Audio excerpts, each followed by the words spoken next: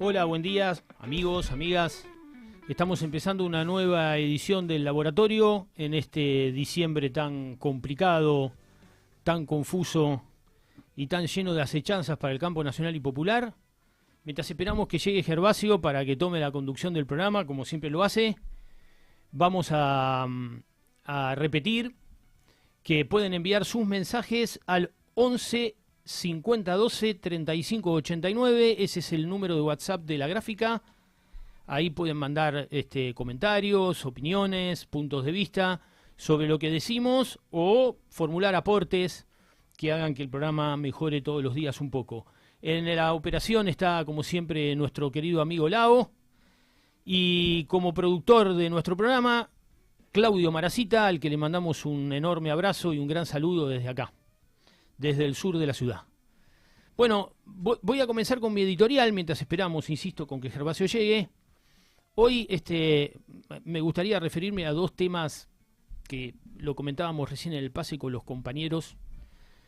El primero tiene que ver con el tratamiento en el Congreso de la reforma laboral y el posicionamiento que el movimiento obrero organizado y la CGT están teniendo con relación al proyecto oficial y las alternativas políticas que se abren al mundo del trabajo ante el desafío que evidentemente las grandes corporaciones argentinas y la patronal están haciendo en los tiempos que corren. Y la segunda cuestión tiene que ver con la oposición política, un tema con el que últimamente nos hemos topado mucho, que hemos discutido muchísimo en nuestro programa, y que tiene que ver con que el peronismo, en sus diferentes vertientes, en sus diferentes corrientes, pareciera, daría la sensación de no estar acertando con una estrategia y una táctica correcta para enfrentarse al gobierno neoliberal de Milei. Con relación al movimiento obrero, los que tenemos algún grado de relación con los sindicatos, los que hemos militado muchos años dentro de ellos, dentro de las organizaciones sindicales, sabemos que llegamos a estas instancias en una situación de muchísima debilidad. A algunos compañeros y compañeras les gusta comparar esta situación con la de los años 90, pero hay que decir que en los años 90 todavía la Argentina mostraba en su sociedad una dinámica social, unos niveles de conciencia de clase y un espíritu combativo que no está mostrando hoy. Esta es claramente una sociedad muy diferente a la que entre finales de los 80 y principios de los 90 tuvimos que afrontar los que combatimos al neoliberalismo en aquella época. Por lo tanto, ante una sociedad diferente, ante una sociedad que a todas luces ha cambiado muchísimo y que lo ha hecho con una gran profundidad y con una gran velocidad, los sindicatos, las organizaciones gremiales, tienen enormes dificultades para poder acomodarse y para poder dar las disputas que tienen que dar en función de su condición de representación orgánica de los trabajadores, por lo menos de los trabajadores que se encuentran formalizados dentro del mercado laboral argentino. A mí me parece que es necesario discutir un aspecto fundamental que enunciaba recién en el pase, y es que la situación que tenemos hoy, la correlación de fuerzas que tenemos hoy entre los sectores patronales, las grandes corporaciones y el gobierno por un lado y el campo popular por el otro, es la consecuencia de un proceso muy largo, de deterioro, de decisiones desafortunadas, de idas y vueltas que nos han conducido a una situación fáctica de derrota y de impotencia. Y por lo tanto no se le puede pedir a la CGT y no se le puede pedir a los sindicatos que la componen posiciones demasiado diferentes a las que el resto del campo nacional y popular está mostrando en este momento. Los sindicatos tienen una agenda muy difícil por delante y la discusión interna dentro de ellos es, aunque no se vea públicamente, muy fuerte. Dos puntos importantes a resaltar. El sindicalismo está hoy planteándose si, por un lado, discutir el proyecto del gobierno, tal y como el gobierno lo ha enviado al Congreso, hacer lo que se dice comúnmente lobby dentro de la Cámara de Senadores, moverse, cabildear, negociar, presionar, o, por el otro lado, a adherir a la presentación de un proyecto alternativo, que es lo que algunos sectores, sobre todo los más vinculados al kirchnerismo, están tratando de hacer en estos momentos. Una decisión difícil, ¿no? Porque como decíamos con Lucas recién, tiene sus costos subordinarse e ir detrás de la agenda pública que plantea el oficialismo, pero también quedar prisionero de las estrategias político-parlamentarias sin una manifestación rotunda en el campo de lo social y en la calle. Por eso me parece que la movilización del día 18 va a ser una prueba fundamental, no solo para los dirigentes de la CGT, sino también para todos los trabajadores argentinos, porque ahí vamos a poder ver qué grado de consenso hay en torno al rechazo y a la confrontación con relación a la ley laboral que el neoliberalismo nos está planteando hoy en la Argentina.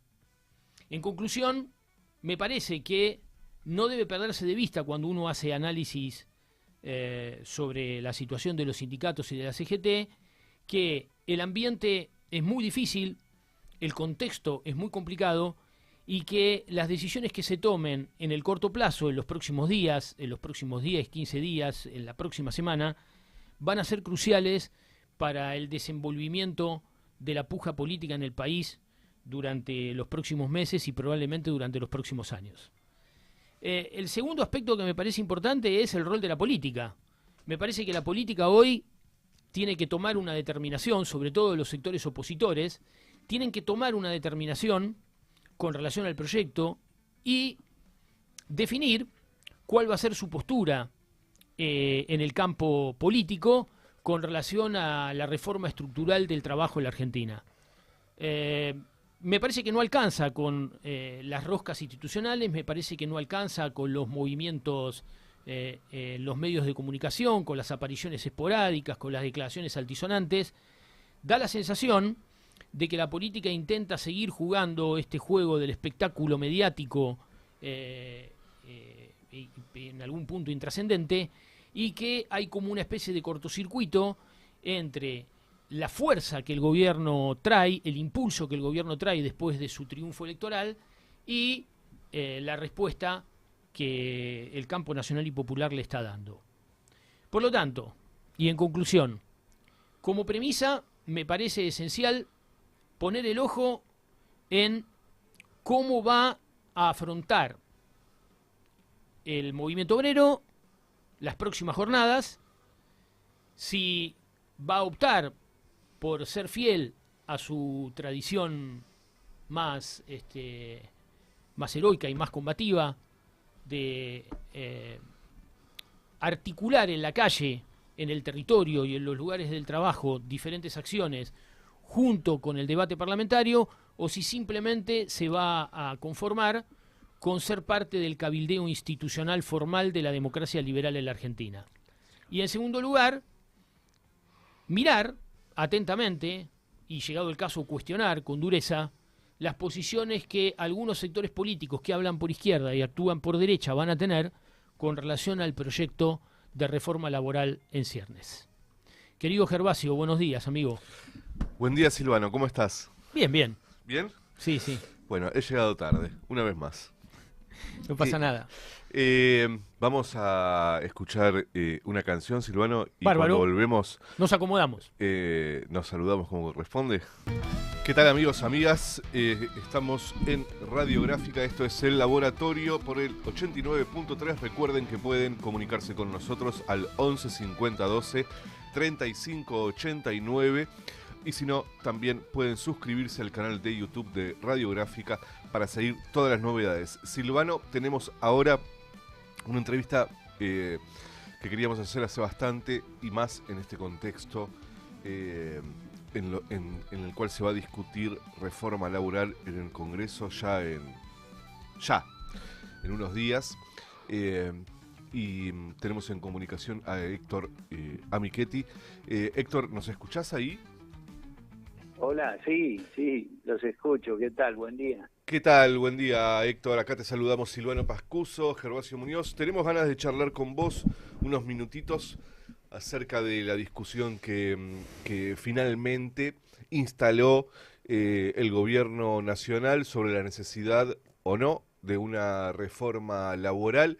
En principio quería preguntarte, ¿por qué crees que el gobierno de Milei logra instalar la necesidad de una reforma laboral? Digo que logra instalarlo en los trabajadores, no en el Congreso, en los trabajadores, y no fue algo que pudo hacer el peronismo con, por supuesto, su marco teórico, por lo menos, ¿no? Y sí, la derecha tan convencida. Tenemos el ejemplo de Sheinbaum dando la discusión por reducir la jornada laboral. Tenemos el ejemplo de Lula, que está también planteando lo mismo. ¿Por qué crees que acá el peronismo no se animó a discutir una reforma laboral? Bueno, yo creo que tenemos que analizar la situación del peronismo con una perspectiva histórica, ¿no es cierto? Recordemos que el mayor desarrollo de la organización del pueblo en general y en particularmente de la clase trabajadora se dio allá a mediados de los años 70, donde como digamos acción de estas fuerzas enemigas para desestructurar ese poder, esa conquista de derechos, esa organización potente que se daba en la base misma de la clase trabajadora, vino lo que vino, ¿no? Una dictadura, un genocidio, que por supuesto desestructuró en gran medida lo que era esa capacidad y ese poder de la clase trabajadora, que íntimamente ligado a lo que es el poder del propio peronismo, ¿no? A mí me parece que si bien el neoliberalismo, que en general, digamos, intentó con la dictadura imponer toda una reforma laboral, digamos, en base a lo represivo, a la actitud represiva, es decir, los sindicatos no funcionaban, hoy los quieren debilitar y destruir, en aquel momento se los intervenía, se perseguía, digamos, a los dirigentes, se los encarcelaba, se los secuestraba y se los asesinaba. Y de la mano de eso venía la eliminación de los convenios colectivos, no había más discusiones salariales, se eliminaban la organización de base, no eran reconocidos por supuesto los delegados, y se prohibía la huelga, muchas de las cosas que están hoy en ese proyecto. Digamos que si bien recuperamos la democracia, la victoria del neoliberalismo que la siguió profundizando en periodos democráticos, intentos de reforma laboral en el periodo de Alfonsín, y luego en los años 90 flexibilización total, precarización de los contratos de trabajo y el aumento indudablemente de la informalidad laboral, porque hasta ese momento teníamos un 5% de desocupación y a partir de entonces tuvimos ya una franja importante de trabajadores fuera de los derechos laborales, en una absoluta informalidad. Bueno, en eso el neoliberalismo indudablemente avanzó, no consolidó su proyecto, pero sí debilitó enormemente a la estructura del movimiento sindical, que en gran medida es el poder del propio peronismo. Si bien no podemos, digamos, desconocer de que durante los periodos de gobierno peronista que hubo en estos últimos décadas de democracia, podríamos haber avanzado más, indudablemente siempre comenzamos de un punto de debilidad objetiva que nos ha provocado el neoliberalismo, con el endeudamiento externo y precisamente con esta situación de debilitamiento de la industria, de precarización del trabajo que provocan estén los años que estén en el gobierno. Es decir, indudablemente el daño es muy grande.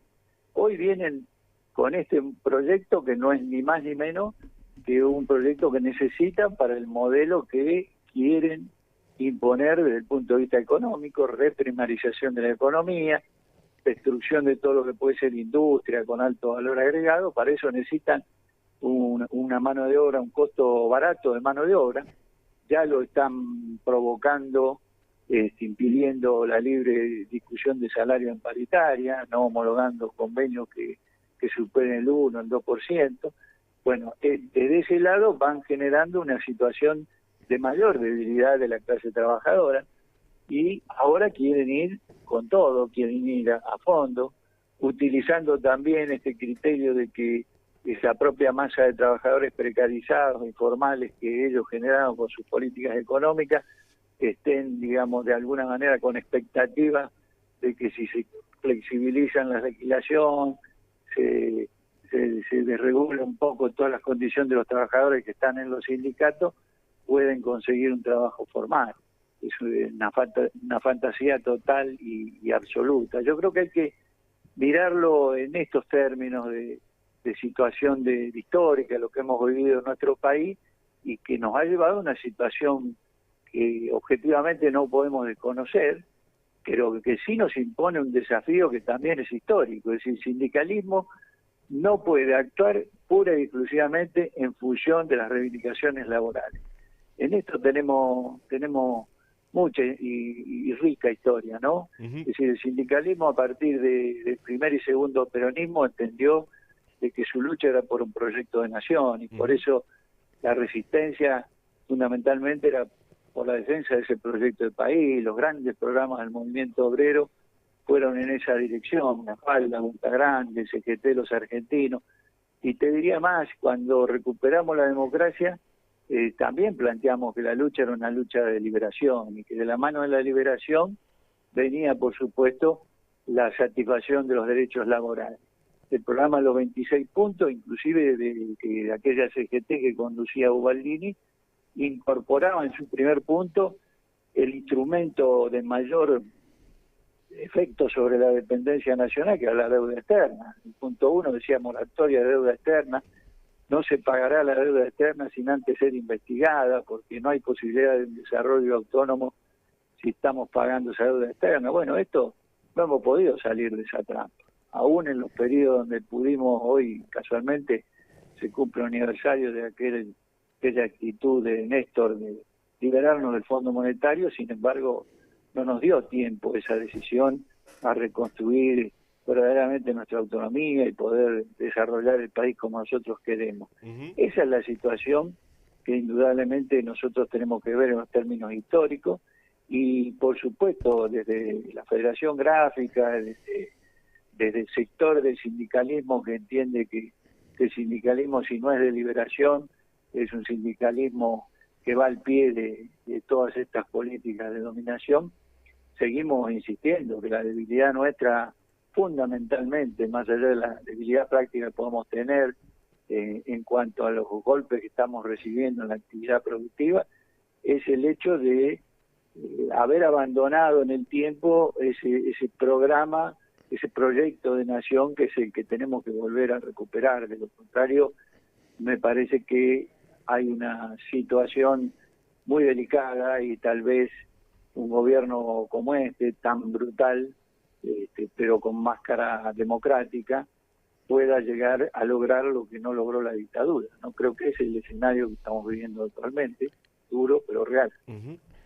Hola Héctor, buenos días. Silvano Pascuso te habla. ¿Qué tal? Buen día. Héctor, quería preguntarte, trayéndote un poco más a la discusión de la ley, que nos cuentes cuáles son la caja de herramientas que tiene a disposición hoy el sindicalismo para intentar, aunque más no sea, ralentizar el proceso de sanción de la ley, dado que las condiciones actuales, como decíamos hace un rato en la editorial, no son las más óptimas, teniendo en cuenta el contexto político. Te lo pregunto porque decíamos recién que para los que no estamos muy al tanto del asunto en sus pormenores más finos, aparecen dos opciones. Por un lado, discutir el proyecto del gobierno como viene en el Congreso, intentando conseguir voluntades para por lo menos demorar su discusión en el Senado, acompañándolo con una movilización en la calle, y por el otro lado, la posibilidad de elaborar un proyecto alternativo que se presente desde el peronismo y algunos aliados en el Congreso. ¿Con qué herramientas contamos en el corto plazo, en los próximos días, en las próximas semanas, para posibilitar, aunque más no sea, la ralentización del tratamiento del proyecto y la eliminación del contenido del proyecto, de los elementos más peligrosos o más complicados? Bueno, yo creo que lo central aquí es defender la negociación colectiva de trabajo centralizada, rama de producción, de actividad, y de servicio, porque ese es el nudo de la cuestión. Es decir, aquí se intenta derivar la negociación a nivel de empresa, con lo cual deja totalmente desprotegido a los trabajadores, pero a su vez también busca romper la estructura sindical. Hay una cantidad de digamos, de artículos de la ley, del proyecto de ley, que apuntan fundamentalmente a debilitar al extremo a las organizaciones sindicales, es decir, romper la negociación colectiva de los trabajadores, llevarla al plano individual, sería realmente romper, digamos, el poder, la fuerza que tiene la clase trabajadora. A mí me parece que hay que centralizar la confrontación a este proyecto en esos términos, que eso tiene que ser sostenido en la calle. Por eso me parece muy importante esta movilización del 18, esta semana, el jueves, que tiene que ser acompañada por una concientización muy profunda a nivel de las bases en cada gremio. Nosotros haremos un plenario de delegados, delegadas antes de la marcha, unas horas antes de la marcha, porque tiene que haber un acompañamiento, una comprensión muy fuerte de los propios lugares de trabajo, junto con la movilización callejera, y desde la movilización callejera también buscar aliados, porque en este tema de la negociación colectiva centralizada van a coincidir también muchísimos sectores empresarios, sectores de los sectores PYME, el empresariado nacional, que aunque muchos no lo entiendan, son aliados de la clase trabajadora. Si no tienen mercado interno, si se cierran sus fuentes de trabajo, tienen que ver, indudablemente tiene que ver con la debilidad del poder adquisitivo de las familias trabajadoras. Entonces, ahí no solo hay que ganar la calle, sino que hay que tratar de sumar aliados que indudablemente también van a ser afectados por esta legislación. Aquí, si uno toma ejemplos puntuales, yo puedo hablar de la industria gráfica. Si nosotros tenemos en Capital y Gran Buenos Aires 1000 imprentas, la propia Cámara Empresaria le interesa tener una negociación colectiva conjunta con el sindicato, que siempre la negociación colectiva establece las bases de las condiciones de trabajo, las bases salariales, y después lo que nosotros llamamos beneficios mayores, lo que se puede lograr en cada empresa a partir de la realidad productiva, la rama en que estén o los demás. Imagínate vos que si rompen esa negociación colectiva y en cada empresa, cada patronal puede establecer las condiciones que se le dé la gana, el salario que se le dé la gana, se terminan destruyendo entre los propios empresarios, porque habrá lugares donde habrá una organización gremial un poco más fuerte dentro del taller, y habrá otro lugar donde no hay organización gremial, donde habrá diferenciales condiciones de trabajo y de salario, y habrá una competencia absolutamente desleal. El empresariado nacional de las pymes necesita realmente otra política económica, y yo creo que es muy importante. Por eso señalo que tal vez una de las debilidades del movimiento obrero organizado hoy en nuestro país es haber perdido esa concepción programática que era la que le permitía unir a otros sectores y construir el gran frente nacional, que es lo que hace falta aquí. Es decir, que sectores que tienen intereses comunes terminen absolutamente fragmentados, cada uno accionando separadamente, y esto es, por supuesto, lo que beneficia al proyecto enemigo, ¿no es cierto?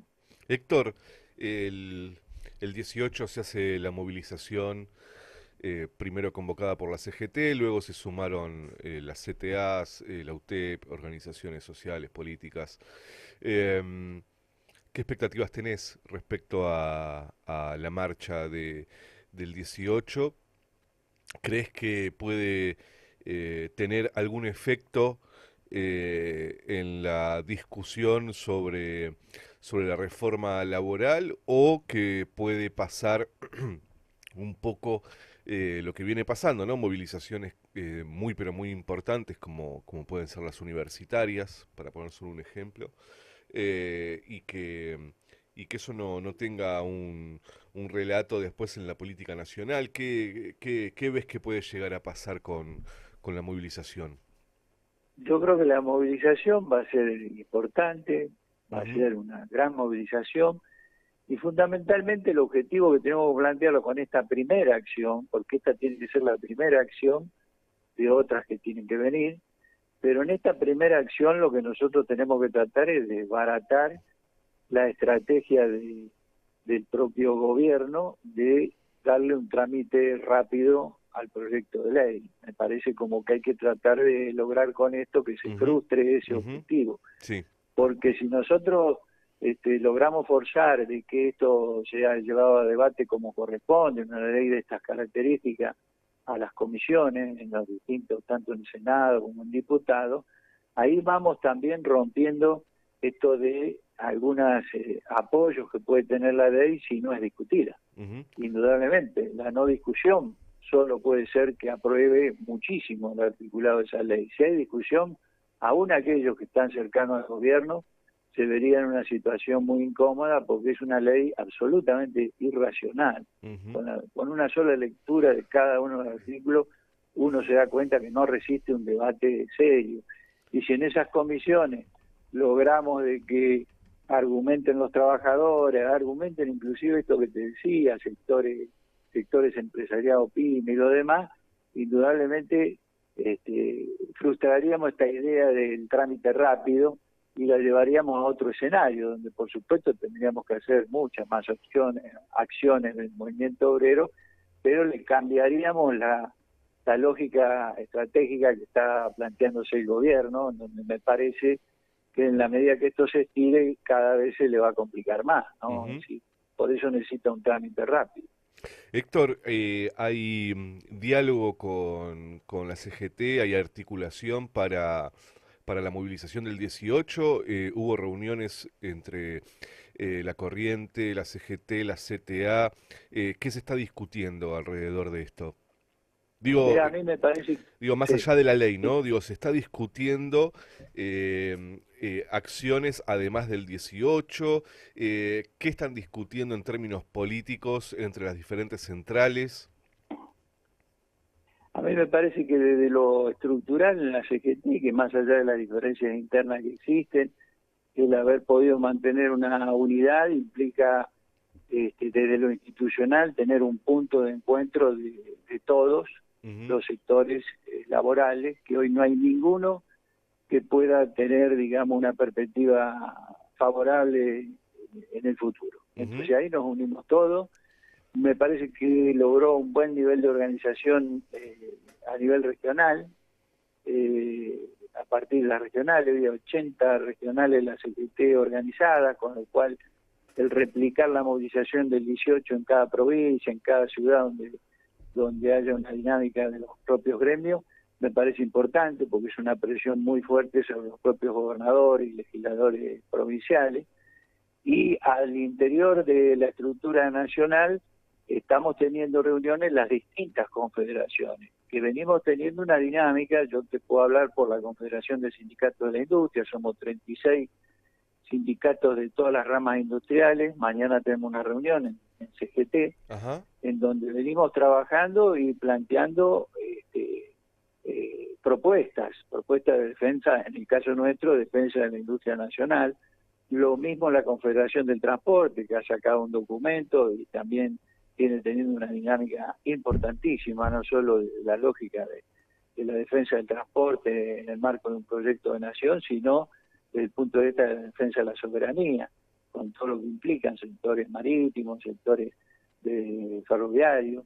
Bueno, yo creo que hay que unir todo eso, que hasta ahora viene funcionando medio por separado, que tal vez este intento del gobierno termine obligándonos precisamente a lo que tendríamos que tener ya resuelto, que es volver a una unidad más programática, más de unidad en base a un proyecto de nación, y me parece que esta puede ser una buena oportunidad, independientemente del efecto que podamos tener para frenar esta reforma laboral.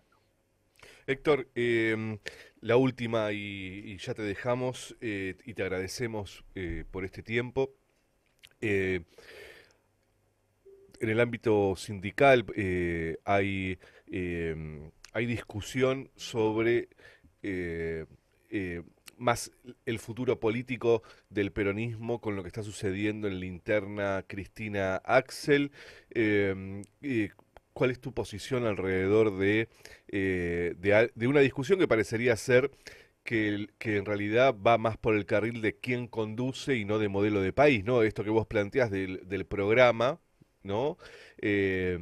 Parecería ser que no debe haber muchas diferencias alrededor de el programa que tiene Cristina, el programa que tiene Axel, si es que tienen un programa. Además, con Alberto parecería ser que no lo tuvieron. Pero en el caso de Cristina o de Axel, Cristina gobernó mucho tiempo, Axel gobierna la provincia, por lo tanto, quizás no haya dudas de que el programa que tienen es cómo gobiernan o cómo gobernaron. Eh, ¿Cuál es tu posición alrededor de esta interna que hay entre Cristina y Axel? Yo creo que tenemos que salir de una profunda crisis Ujú, política y sindical también. ujú. Lo que explicaba de lo sindical, te lo Sí. reafirmo y lo pongo también para lo político. Debemos de salir en lo político de la lógica de la construcción política en función de lo electoral. Ha quedado demostrado que aunque ganemos una elección, la lucha por el poder, Ujú, que está íntimamente ligada a la historia del peronismo, no la resolvemos con una elección. Por lo tanto, el discutir profundamente y hacer un balance de lo que hemos estado viviendo en estas últimas décadas de democracia es fundamental para el peronismo. El peronismo, si no, se convierte en un partido liberal y puede ganar o perder una elección, pero no puede transformar las bases estructurales de una ujú, nación ujú. libre y con justicia social. Entonces me parece como que aquí hay que hacer un esfuerzo. Yo creo que pueden aportar muchísimo el movimiento sindical si resuelve este, esta cuestión del programa, y me parece que tendría que, en vez de quedar dividido en las internas del peronismo, tendría que aportar precisamente a unir en base a esa gran propuesta histórica del peronismo actualizada en estos tiempos. Lo que llamamos las organizaciones libres del pueblo pueden aportar mucho aún en la debilidad que tengamos en estos momentos a resolver la crisis política. Si la lógica es saber quién es el que conduce o arma una lista o lo demás, vamos hacia nuestra propia destrucción. Ujú. Y me parece que no se puede quedar una fuerza política con la historia que tiene el peronismo, esperando a ver cuándo fracase el gobierno de Milei, que va a fracasar indudablemente con el tiempo, para ver cómo nosotros le ganamos una elección. Me parece que eso sería una ingenuidad total si hacemos una revisión de lo que hemos vivido en las últimas décadas. Por lo tanto, tenemos que tratar de contribuir nosotros humildemente desde el movimiento sindical, pero desde todos los sectores donde cotidianamente vivimos lo que es la destrucción nacional, buscando, por supuesto, unir, porque la fragmentación es el instrumento central que necesita el proyecto enemigo, y que si hemos salido airosos en otras resistencias, yo creo que tenemos que pensar con lo que está pasando en el mundo, con lo que pasa en nuestra América Latina en estos últimos tiempos, de que estamos ante un riesgo serio, que esa unidad que supo forjar el peronismo y como eje de construcción del Frente Nacional pueda verse en riesgo en este tiempo, y bueno, eso creo que sería tremendo, ¿no?, para el pueblo en general. Muchas gracias, Héctor, por esta conversación, ¿eh? No, gracias a ustedes, un abrazo grande, ¿eh? Abrazo grande. Era Héctor Amichetti, secretario general de la Federación Gráfica Bonaerense, eh, reflexionando un poco sobre la vida sindical, sobre lo que va a suceder el 18, que veremos eh, cómo se desarrolla la movilización en Plaza de Mayo. Evidentemente hay expectativas, creo, sobre esa movilización. La movilización va a ser numerosa. El gran dilema, me parece a mí, tiene que ver con la respuesta política de esto. Y por eso yo planteaba en la editorial, y que me parece muy interesante que en estas semanas reflexionemos al respecto y aportemos también, sobre cuáles son los caminos tácticos más convenientes para ralentizar y frenar el tratamiento de la ley, porque como decía Héctor recién, acá frente a ante semejante desafío, un desafío integral a la estructura del movimiento sindical y de la representación sindical en la Argentina, hay que ser inteligente, hay que combinar buenos movimientos tácticos con una planificación, una articulación estratégica de mediano y largo plazo. Y me parece que el primer paso, muy importante, es ralentizar y hacer más lento el tratamiento de la ley. De manera que haya algún espacio para rearticularnos y empezar a forjar algunas respuestas que sean útiles y efectivas. Porque si las respuestas no son útiles y efectivas, no son respuestas. Vamos a ir a una tanda, vamos a escuchar a Ataque 77 con la canción Beatle y después ya venimos con la columna de Santi Adano y seguimos con algunas entrevistas, pero la próxima entrevista va a ser con un economista del gobierno de Axel, y vamos a charlar con ella también acerca de la reforma laboral, pero también de un modelo de país, ¿no?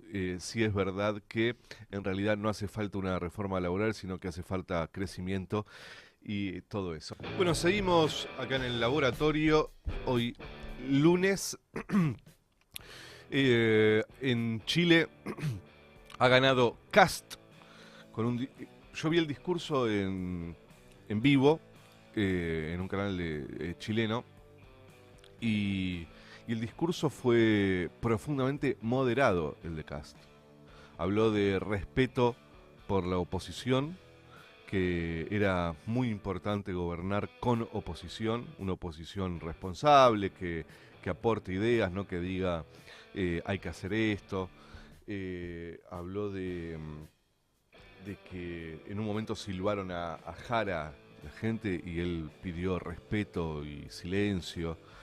Yo no sé si es porque está preparando una aniquilación total o si el resultado que hubo finalmente electoral no fue el esperado tampoco. Él gana con muy poquita diferencia en una segunda vuelta,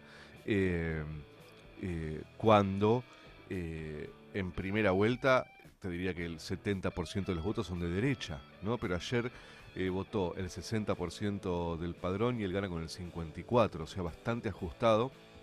Habrá que ver después. Lo que sí me dio la sensación de que no es un tipo con mucho carisma ni que pueda dar grandes discursos. Habrá que ver cómo gobierna, pero al toque del resultado electoral de Chile, Serrano Mansilla planteó que no es que hay una ola de derecha en Latinoamérica, sino que está en permanente disputa y que todavía no hay nada resuelto. Yo no sé a qué se refiere Serrano Mansilla con que no hay eso, porque sinceramente cuando uno ve el mapa de Latinoamérica, lo que ve es que finalmente los gobiernos se tornan conservadores y en algunos países incluso de ultraderecha en términos políticos, pero sobre todo culturales, ¿no? Si bien Lula no representa eso, también ha moderado muchísimo su gobierno, haciendo una alianza con sectores muy, pero muy neoliberales, ¿no? No en términos culturales, como puede representar Bolsonaro, Milei, Kast, ¿no?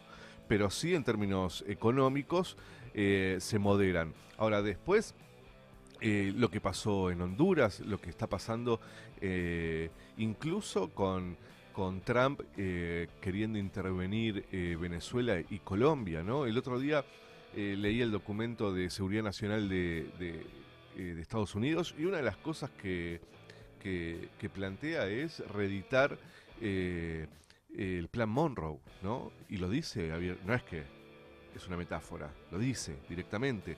Y habla de los recursos naturales de Latinoamérica, habla de fortalecer los gobiernos de derecha, de ultraderecha. Evidentemente estamos en una situación compleja, ¿no? Ahí creo que es interesante discutirlo también con un poquito más de profundidad. Decíamos recién fuera del aire, en los años entre el 2015 y el 2019 hubo sendas sublevaciones en países latinoamericanos. Recuerdo Ecuador, recuerdo Colombia y recuerdo el mismo Chile. Y el fracaso de estos gobiernos liberal progresistas o de izquierda moderada, yo creo que está sobre la mesa, está puesto sobre la mesa. se podrán escribir ríos de tinta y se podrán gastar horas de discusión verbal sobre las causas y los motivos de ese fracaso, pero me parece que continuar con el esquema demoliberal progresista en el campo popular, conduciendo el proceso político en el campo popular, me parece un error. Sigo insistiendo yo con una idea que la que quizás esté totalmente equivocado, pero me parece que el único gobierno que con sus errores, con sus deficiencias, se mantiene en pie, fuerte y consolidado y dando la pelea es el gobierno venezolano. El resto de las experiencias tibias, liberal, democrático, progresistas han fracasado y me parece que no están en línea con las necesidades de sus pueblos y me parece que hay una gran defraudación de esos mismos sectores sociales que en determinado momento salieron a la calle para oponerse al neoliberalismo con estas experiencias que se quedaron a mitad de camino. Y me parece que Chile es un ejemplo rotundo y muy claro del fracaso de esas experiencias a mitad de camino. Alberto Fernández, ¿no? Digamos, hay muchos ejemplos del fracaso rotundo de estos esquemas y me parece que tenemos que salir de esos esquemas para ir a una respuesta más integral. Me parece a mí. Dicho esto, estamos ya en comunicación con nuestro compañero Santi Adano. ¿Cómo estás, Santi? Hola, amigos, ¿cómo andan? Ahí te veo a Santi, pero ahí lo veo a Yaman. ¿Cómo están, amigos? Qué Bien, gran suerte. lunes vamos a tener. ¿Me escuchan bien? Sí, escuchamos perfecto, Santi. Perfecto, hola, Yamancito. ¿Cómo andás? Bien, che, una alegría tenerte acá. Bueno, hola, Silvano. Hola, ¿qué tal? Seba. ¿Cómo andan? Bien, che. Bueno, hoy invité a un amigo. Invité a un amigo a la casa. ¿Mamá, puede venir un amigo? Bueno, pero que no se quede hasta tarde. Él es Yaman Herrera. En general, charlamos y por ahí después damos un poco de lugar a la música. Hoy tengo ganas de que empiece la columna con una canción de Yaman. Muy bien. Bueno. Solo porque sos amigo. Me gusta. Solo porque sos amigo. Amigos.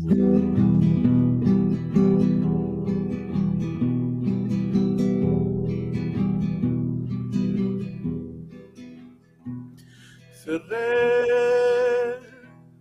los ojos, busco mi alma. Y el rojo, primer color de todo. Y ahí dentro pude ver las playas. Y el rojo, la sangre en la arena. Silencio, lo toco con las manos. Y el rojo, lo vuelo en el aire.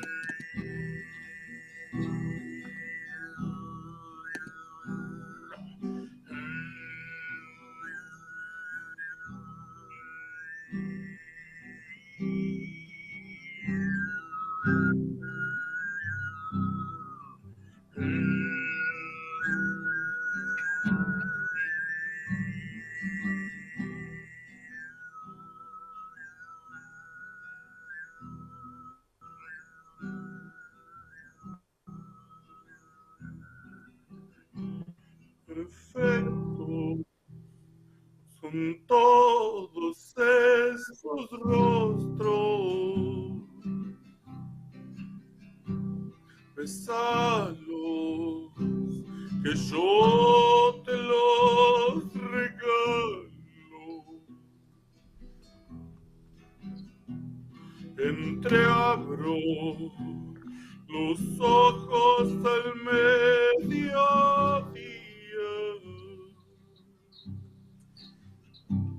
y es rojo el horizonte, es rojo. Soy solo, soy uno y soy el otro.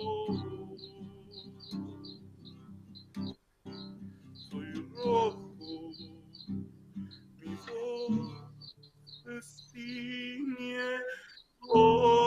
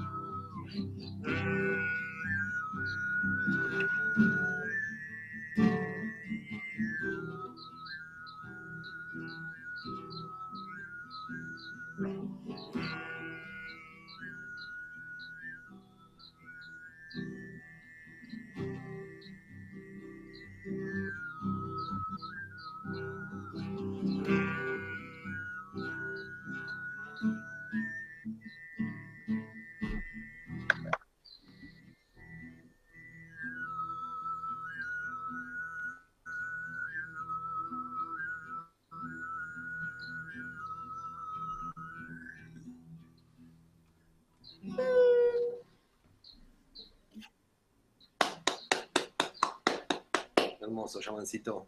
Gracias. No, vos. Bueno, a mí la música de Yaman me moviliza mucho, me transporta mucho. A mucha gente. Hace poco tocó en La Plata con una banda ya como histórica de él, de Los Hombres en Llamas. Un show espectacular. Y quería invitarlo un poco a charlar de las cosas que charlamos siempre y a contarnos en qué anda. En principio eso, como contarnos un poco de tu recorrido musical, de tu decisión de irte a vivir allá, en qué andas ahora. Oh. Amplio. Pero bueno, no, ahora estoy acá en el sur, bien ¿Dónde? En el sur. feliz, componiendo mucho, haciendo muchas canciones. Y esto, proyectando con dos proyectos. Uno es, como dijiste, Los Hombres en Llamas, que nos volvimos a juntar después de, no sé, 12, 13 años. Hacía que no tocábamos juntos, la banda original. Y bueno, me veo ahí sanando muchas cosas con los muchachos.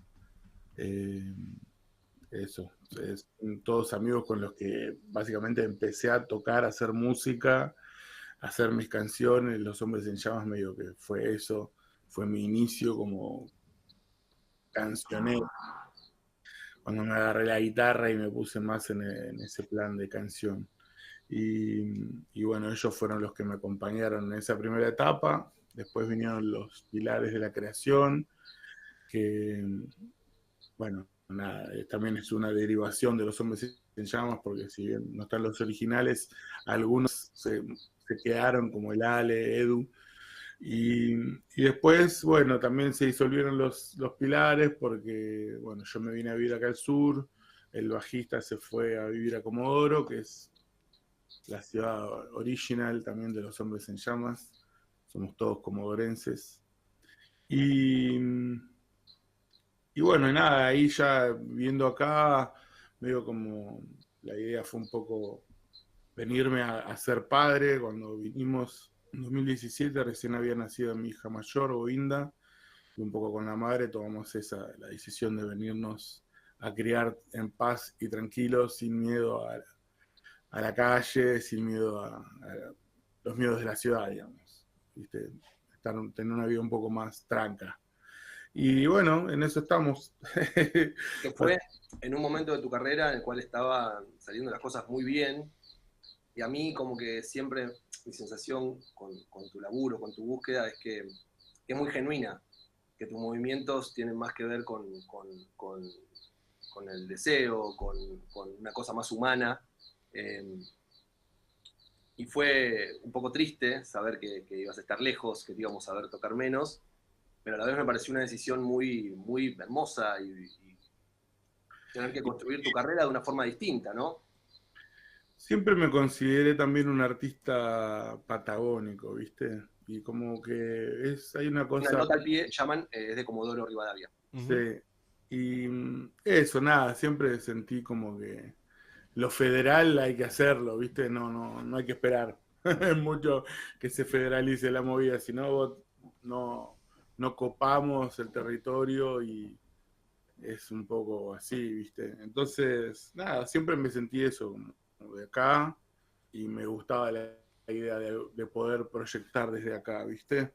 Eh, hacia, hacia el país, hacia el mundo, pero haciendo base en el lugar que uno siente como propio. Si bien yo en La Plata viví 20 años, y tengo ciertas cosas de platense, digamos, mi espíritu siempre estuvo acá, ¿viste?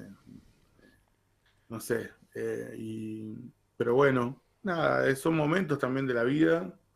Sentimos eso con Reggie, que era estar acá ahora, en este momento de nuestra vida. ¿Estás en Bariloche Y ahora, Yaman? en Epuyén Ah, en estoy. Epuyén.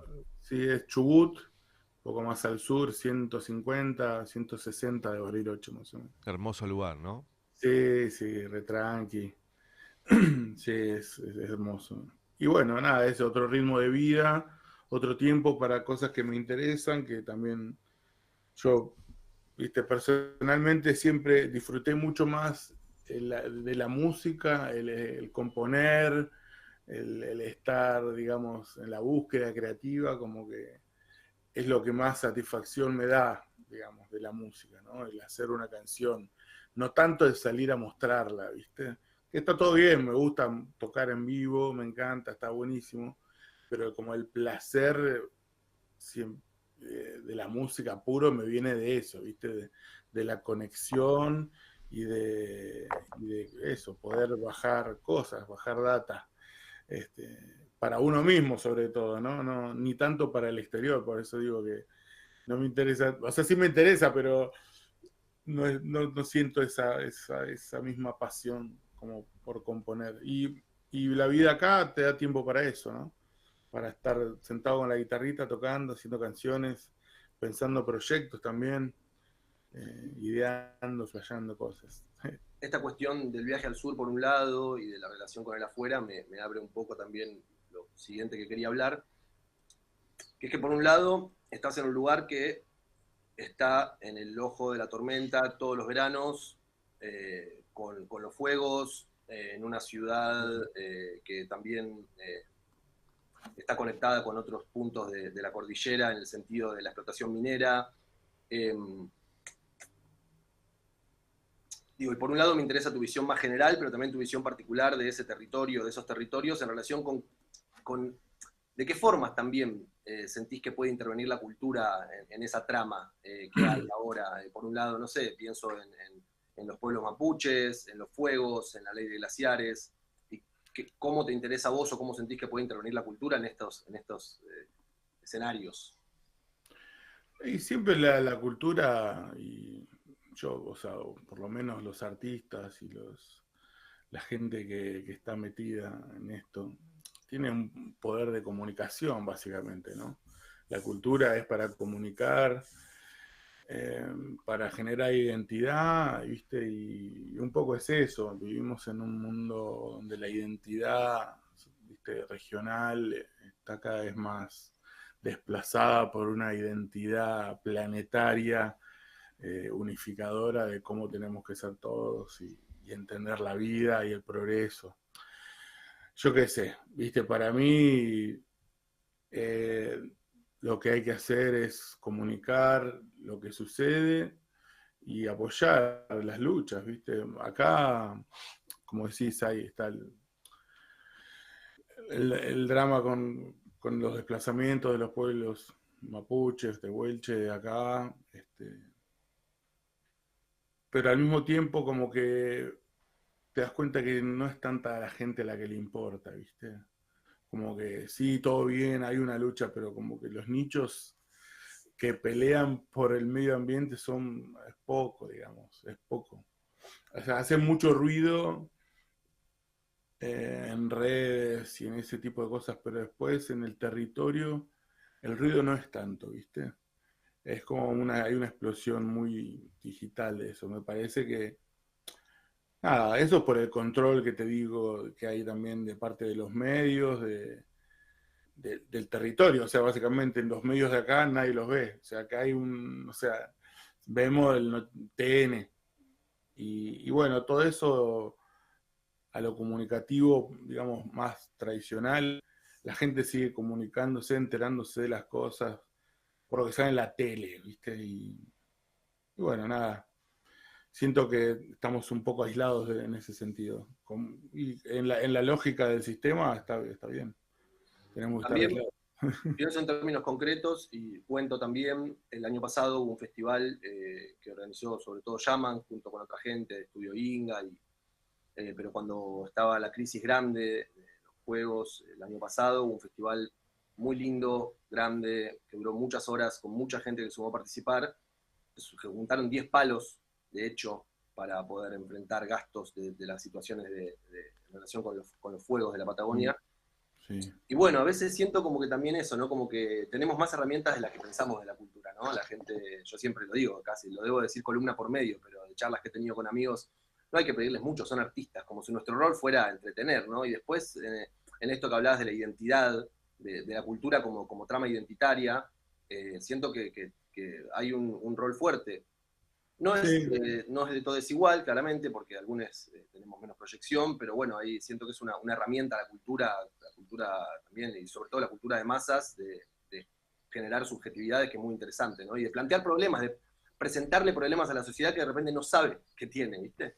Sí, pero por ejemplo yo creo que la cultura de masas justamente es servil a ese otro poder, digamos, 100%, que tiene que combatir. Entonces ahí es donde yo digo, ¿qué le vas a pedir? O sea, ¿por qué le vas a pedir a, no sé, pensemos un artista mega popular, yo qué sé, no sé, boludo, a Radiohead, vaya, que opine, ¿viste? Digo, es como que... Yo lo veo como espacios en disputa, ¿viste? Independientemente de que claramente el mercado domina ese escenario, a mí me interesa la disputa de esos espacios. Y creo que se están dando debates interesantes en ese sentido, ¿no? Pienso ahora de nuevo, pasó con Rosalía cuando hablaba de, bueno, yo no me considero feminista, y mucha gente salió a pensar en eso que dijo. Pero el mundo va hacia ese lado también. Sí, El mundo totalmente. te está diciendo ahora que no hay que ser feminista. O sea, en un momento estaba bien ser feminista, ahora no está tan bien ser feminista. O sea, como esta lógica, esta moral cambiante, boludo, que cada vez cambia más rápido, digamos, boludo. O sea, antes de ayer estaba mal ser nazi, ahora está bien ser nazi, boludo, otra vez, ¿entendés? Es como, eso está completamente controlado. Por eso digo, está bien, son espacios en disputa, pero que se disputan y se sostienen un tiempo, yo qué sé, sí. Tuvimos los 15 años, 12 años del kirchnerismo, teníamos el poder de esos medios, yo qué sé, de ese relato. ¿Y qué pasó? ¿Para qué se usó finalmente? O sea, Bueno, ahí está lo que ¿qué decía quedó? Silvano hace un ratito, ¿no? ¿Qué quedó? De algo de cómo pensar en una transformación más profunda, no ligada a esta idea de la democracia liberal que tenemos en la cabeza, ¿no? De qué formas podemos construir algo que vaya por un lugar nuevo. Hay que hacer una inteligencia artificial que gobierne el mundo. Obvio, una inteligencia artificial que gobierne el mundo y ya está. ¿Se Sí. terminó? En manos de Palantir no creo que salga muy bien. No. Tenemos un par de avisos también parroquiales. Nosotros con Yaman hace un par de años armamos un proyecto nuevo que se llama F9, cambió hace poco el nombre. Y nada, estamos remanija. Sale un disco dentro de poco. El 19 de diciembre sale una canción que se llama La Unidad de los Trabajadores. Elegimos especialmente esa fecha, que a esta altura podríamos decir que es fecha patria. Así que el 19 de diciembre sale esa canción. Vamos a tocar el 9 de enero en Niceto, en Festival Refresco. Yaman, que está allá en Epuyén, viene cada tanto, así que nos damos cuando viene esos espacios de disfrute. Y va a tocar Yaman con Los Hombres en Llamas, ese 9 de enero, en el mismo festival. Les recomiendo venir. O sea, lo tienen que ver.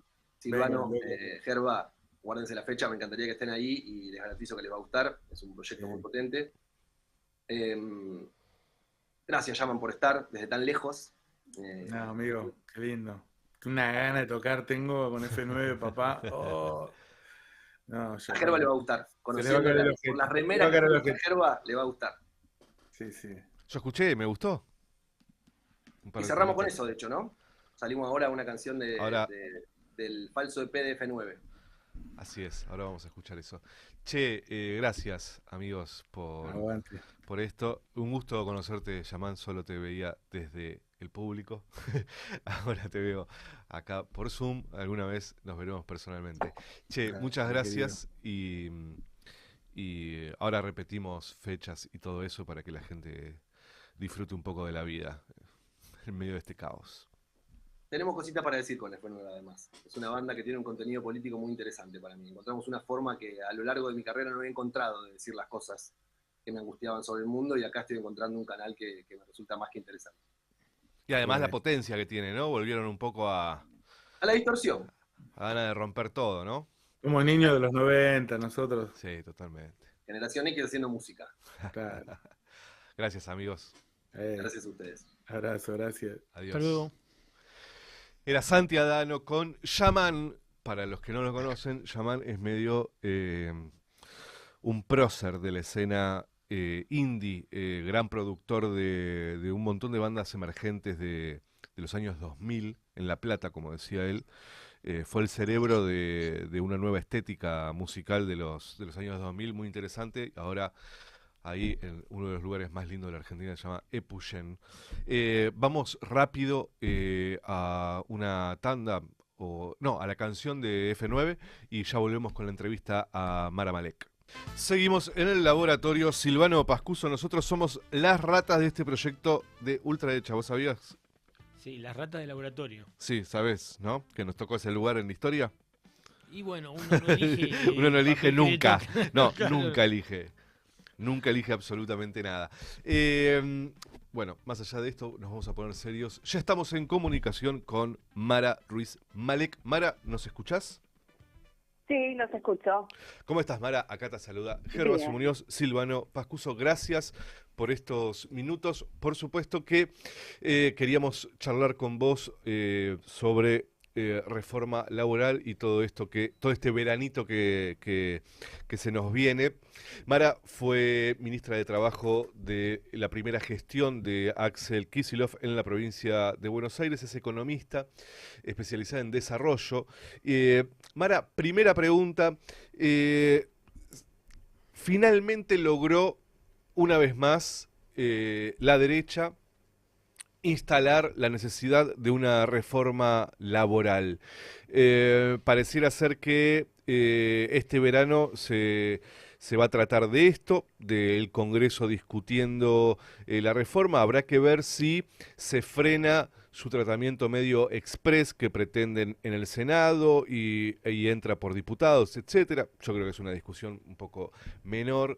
De lo que no hay dudas es que pasado mañana hay una movilización de la CGT y otras centrales, pero que efectivamente, creo yo, en la sociedad hay algún tipo de descontento sobre las condiciones en las que se labura en Argentina, y eso se traduce como una reforma laboral, no tanto como el país tiene que crecer y eso genera laburo, etcétera, que puede ser verdad, pero en la sociedad un poco lo que se lee es que está muy disconforme con las condiciones laborales. ¿Por qué crees que esa discusión la puede poner sobre la mesa la derecha y no pudo hacerlo y no puede hacerlo el peronismo? Mira, para mí hay dos grandes líneas de diagnóstico. La primera es que es como vos decías, es un poco una crisis autoinfligida, ¿no? Nosotros venimos de 3 gobiernos y medio, donde el empleo empezó a crecer menos cuando la Argentina empezó a crecer menos, a fin de 2011, la restricción energética, crisis de divisas, Argentina se choca con la restricción externa, empieza a crecer menos, se toman medidas para solucionar eso, pero son medidas de más largo plazo. Yo hablé de la recuperación de IPF, Vaca Muerta. Entonces el empleo empieza a crecer un poquito menos. Después viene Macri, genera una crisis de deuda fenomenal, con una caída del producto, y cuando el producto no crece, el empleo formal no crece. No hay acá mucha discusión. Después viene Alberto, viene la pandemia, que obviamente va a pegar, ahí era medio imposible que la economía crezca, pero termina recuperando con tasas muy interesantes de crecimiento del empleo. Y después viene Milei, que destruye empleo con la paradoja este último periodo, un periodo cortito 2025, donde la economía en el agregado crece, pero el empleo no es por las leyes laborales, es porque básicamente en el agregado hay sectores que impulsan y sectores que todavía se quedaron muy atrás respecto de cuando Milei asume. Entonces, lo primero que hay que decir es, a ver, para saber si hay que hacer una reforma laboral o no para generar empleo, primero dame, 4 años de crecimiento seguido. Y ahí veamos si el empleo no crece, porque la verdad es que eso es algo que hace mucho no tenemos. ¿Por qué creo yo que de cualquier forma perdimos esta discusión? Que me parece bastante fácil de plantear y de poner, porque de cualquier forma quizás hay cosas que mejorar, que quizás no van a generar empleo, pero le van a dar más calidad y más sustento al empleo que actualmente tenés, y tenemos que trabajar mucho, porque sí es cierto que sobre el final del mandato de los primeros 2 o 3 años del kirchnerismo, habíamos tocado como una especie de piso para perforar la informalidad, de nuevo, también un poco con esta idea de que no pudimos crecer al mismo ritmo que al principio del periodo, pero ahí había por ahí que hacer esta sintonía hacia la que se hablaba, para empezar a generar algunas facilidades donde la creación de empleo formal no dependa solamente del crecimiento, o se facilite o se promueva más cuando hay crecimiento.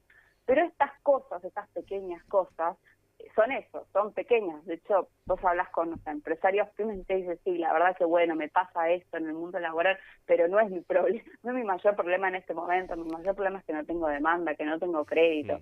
Digo, eso es así. Pero bueno, al tener una gran cantidad de población que no pudimos volver a incorporar al empleo formal, y al tener un empleo formal que perdió calidad. ¿Por qué digo perdió calidad? Porque los salarios hoy están muy bajos, porque hay cuestiones del régimen horario o de la demanda del jefe que se profundizaron aún sin reforma laboral, y que hoy hacen que ese trabajo sea menos atractivo. Y nosotros, con esta idea de, bueno, la verdad, lo más importante es crecer, y es verdad, y yo creo que eso no está medio fuera de discusión, quizás no tocamos esas pequeñas cosas que podían haber, facilitado un poco la generación de empleo, y quizás no te iba a crear un puesto nuevo, pero iba a dejar un poquito más cómodo al empresario pyme, iba a dejar un poco más cómodo al laburante.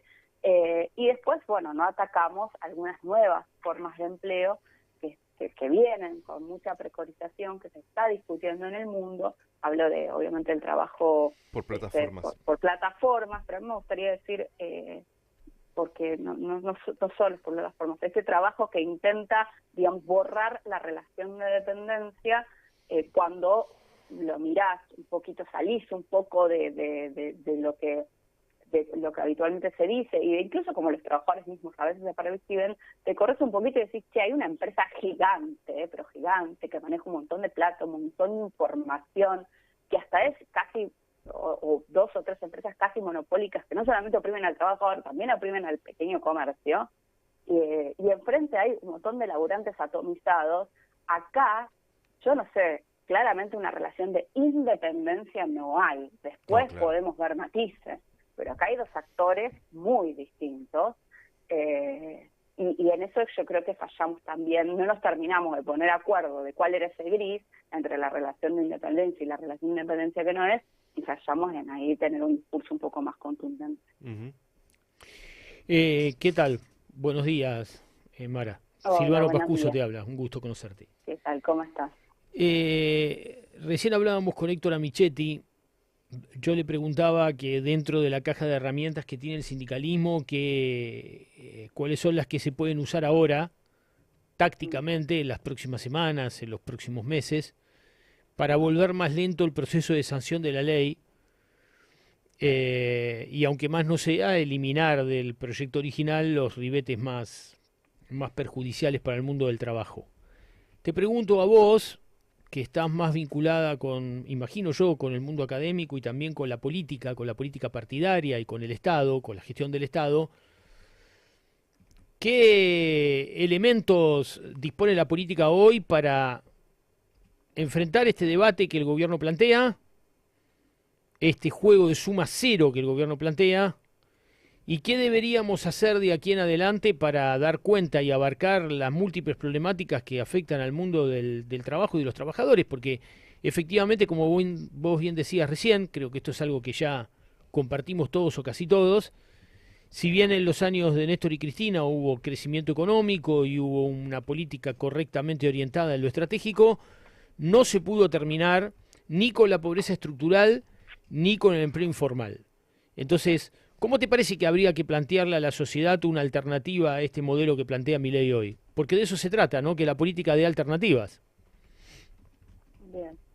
No, a ver, una primera cosa es que yo creo que no pudimos perforar eso, no pudimos, también porque no es algo que ocurra de un día para el otro, y vos necesitas un modelo de desarrollo. Y ese modelo de desarrollo, que empezó a delinearse en 2003, pero que empezó a tener definiciones un poco más claras, más concretas, me parece, sobre el final del mandato de Cristina, con estas inversiones estratégicas, esto, vaca muerta, que es lo que hoy le permite a Milei hacer lo que hace, porque si no estaríamos en Pampa y la Vida, toda la cuestión nuclear y desarrollo.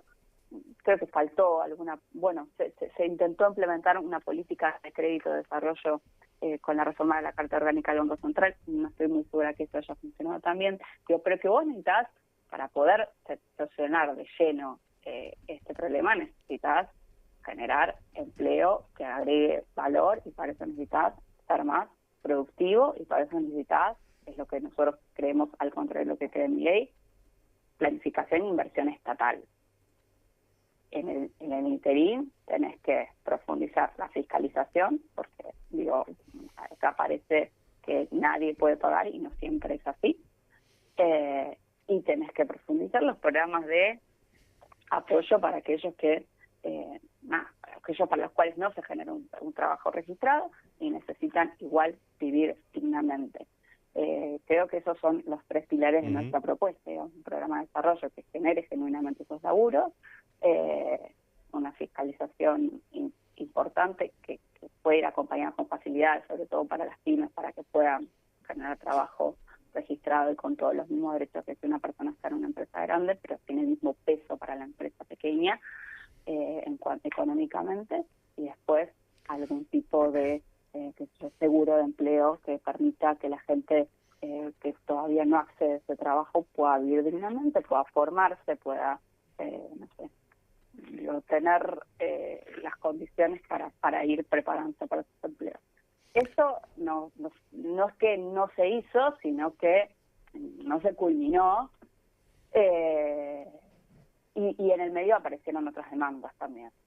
Me parece que hay una demanda muy fuerte de mayor flexibilidad laboral en horaria por parte de los propios trabajadores, que la reforma de Milei no va a solucionar, porque lo que la reforma de Milei propone es una flexibilidad horaria en favor de la patronal. Digamos, vos venís cuando yo necesito y no te pago la hora extra, sino que después te la tomás cuando a mí me interesa que te la tomes, porque no te necesito, y no cuando tenés que ir a buscar a los chicos al jardín, que es lo que la laborante por ahí sí quiere. Pero bueno, ahí hay una demanda que me parece que se puede atender. Después, creo yo que de la política, ¿qué podemos hacer? Bueno, más allá de las conversaciones que se puedan tener, digamos, a nivel gobernadores o a nivel senadores, me parece que lo que está haciendo Axel hoy en la provincia es salir a dar la disputa discursiva, salir a hablar con la gente, porque la política no va a resolver nada si no hay una base grande que se sostenga. Y vos decís, bueno, hay mucha gente enojada, que salgan, que hagamos paro. Sí, pero también al principio me dijiste, hay mucha gente que cree que la reforma laboral está bien y que además que se necesita una reforma laboral y que esta es la reforma laboral que se necesita. Y bueno, y eso hay que trabajarlo, porque a veces nuestra minoría intensa nos hace pensar que todos piensan como nosotros, y después la gente le dice a la grande central, hagan un paro general. Si vos haces un paro general y la mitad no para, o el 80% no para, es un papelón. Entonces yo creo que lo que más hay que trabajar, más que la medida en sí de un paro o lo que sea, es volver a conectar con las bases. Porque lo que nos está pasando es que hablamos medio entre nosotros, que no salimos a decirle a la gente que, a ver, esto que vos te interesa, mirá, esto me parece que por acá no puede ir, pero y si vamos por acá, nuestras leyes laborales permiten un montón de cosas, permiten un montón de flexibilidad horaria, permiten que los salarios mejoren por empresa, por ejemplo. Luego te dicen, ahora te van a la negociación por empresa, pero mejor que los salarios mejoren por empresa. Eso ya existe. Sí, Si modifican la ley es porque lo que quieren es bajar los salarios, no subirlos, porque para subirlo no hay ningún impedimento. Entonces, me parece que nos falta conectar un poquito más y escuchar también un poquito más cuáles son las necesidades de la gente. Hay, creo, una franja de trabajadoras jóvenes, ¿no? Suponete debajo de los 30 años, que en su vida tuvieron algún tipo de derecho, que trabajan por muy poco dinero, que cambian de trabajo permanentemente, que no conocen para qué sirve un sindicato, porque por lo general no conocen al sindicato tampoco. Sobre todo te diría en dos ramas que me parece que o por lo menos que son las que mejor conozco yo, que es comercio, gastronómicos, si querés. Ahí hace más de 10 años, muchísimo tiempo, que la forma de trabajar es casi por fuera de cualquier ley laboral, ¿no? Es muy difícil que un trabajador gastronómico en todo el país, hace décadas, figure en su salario que trabaja 8 horas, cuando trabaja 8 o más. Es muy difícil que en comercio figure en su salario que trabaja 8 horas, que figure que trabaja 8 horas cuando en realidad trabajan más, en realidad figuran 4 horas, etcétera. Ayer hablaba con una piba, una moza de una cadena muy pero muy grande, y los dueños están llenos de guita, por supuesto, como te diría el 80% de los que se dicen pymes, ¿no? Que viven de lujo y los trabajadores ganan 2 mangos. Y efectivamente ella ganaba por debajo del $1.000.000, no tenía horarios fijos, le decían cuándo tenía que ir. Es más, ayer tenía que hacer 12 horas seguidas. La mayor parte de su sueldo es la propina, o sea, lo que deja la gente, no lo que deja el patrón. Y todos los empleados de ese lugar exactamente igual. Esos gastronómicos hace décadas, ¿no? Y me parece que, no sé qué pensás vos, Mara, pero que quizás estamos en este balurdo, como se decía antes, sobre todo por el rol sindical, porque el sindicalismo ha dejado, algunos sectores del sindicalismo, ha permitido que la reforma laboral ya se haya consumado en términos reales, ¿no? Sí, hay muchos sectores donde cosas que se están proponiendo en realidad ya son efectivas. El problema es plasmar en una ley algo que en realidad vos no querés que suceda o que sea la realidad, pero también ahí como Estado nosotros hemos fallado en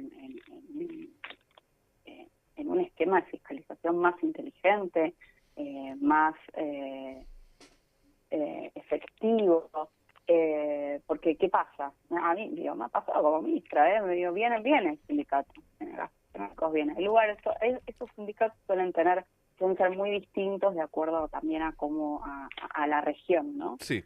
Y vos vas a un lugar y encontrás esto. Bueno, el recibo de sueldo está por la mitad de la jornada. Y vos vas a la mañana y vas a la tarde, lo cual ya es un laburo, porque vos no tenés infinitos inspectores y tenés que, para encontrar eso, tenés que mandarlos a un mismo lugar 2 veces. Pero vas y los encontrás. Porque la tenés que encontrar, no la presunción para poner una sanción económica no siempre alcanza. Entonces lo encontrás. Y le pones una multa. Y bueno, y el tipo te paga la multa y se acabó ahí. Pero tenés que volver la semana siguiente, volver a hacerlo y volver y volver. Digo, tenemos también que pensar un sistema nosotros, más allá de lo que el sindicato haga, porque el sindicato, digo, tiene que estar, yo de nuevo creo que lo que más nos falta es que se ha perdido bastante la relación entre las cúpulas y las bases, y que sé que, digamos, y que se ha perdido también, bueno, hay algunos sindicatos que ahora le están laburando, pero mayor formación en las comisiones internas, mayor formación en los delegados, para volver a activar ese puente entre las dirigencias y las bases, pero además me parece que también, pues por lo menos yo que no soy sindicalista, he sido funcionaria, es que me parece que nos debemos un debate también sobre la fiscalización laboral, y qué es lo que buscamos y a dónde ir, y eventualmente también ese debate en algún momento puede redundar. Voy a decir que es verdad que hay muchas, a mí me pasa eso, me pasan los dos tipos de empresarios. El empresario que se rompe el lomo y gana casi lo mismo que el laburante y aún así tiene todo en regla, y el empresario que te dice, no, yo no lo puedo pagar, pero tiene 5 propiedades, se va de vacaciones afuera todos los años. Digo, las dos cosas existen. Para los primeros hay que sentarse con los números y decir, bueno, a ver, hay que hacer algo por estas pymes en general, no solamente con las cuestiones laborales, para ayudarlas a que sean un poquito más rentables, porque a veces no es un problema de productividad. Hay sectores donde cuánto más puedes aumentar la productividad en un restaurante. Digo, sin sobreexplotar a los trabajadores, incorporando tecnología, un poco así, pero tampoco vas a hacer la revolución. Entonces, digo, ahí hay algunos lugares donde la rentabilidad va a ser más baja y vos tenés que pensar qué haces para que el negocio pueda sobrevivir afrontando los costos del registro. Y hay lugares donde tenés que tener muchísimo más palo, y tu sistema de fiscalización y sanción tiene que ser mucho más contundente, no en términos de poner multas más altas, sino también, por ejemplo, de que el trabajador se entere, de que tenga el beneficio. El empresario paga una multa y el trabajador que va así, salvo que caiga así o arca, que ahí sí se genera una deuda y eso se le cuenta al trabajador después como años para su jubilación y para el ANSES, porque le da de alta, digamos, de oficio.